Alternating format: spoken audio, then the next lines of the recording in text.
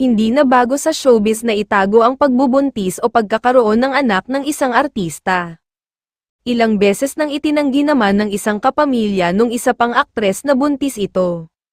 Yung ganitong denial ay hindi na bago, ginawa na iyon ng ina ng isang artista na ang Kieme ay nag-aaral lang abroad.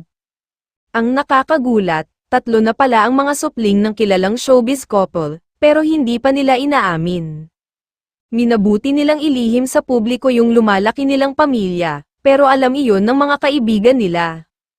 Last year, nabanggit ng veteranong aktor na magkumpare sila ng kapwa-aktor na meron ng inililihim na 3 anak, kumambyo si veteranong aktor na ninong ang kapwa-aktor ng isa niyang anak.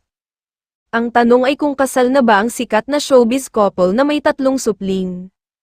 Hindi naman nila itinatago ang relasyon nila, at least, karapatan nilang itago at gawing personal ang anumang namamagitan sa kanila.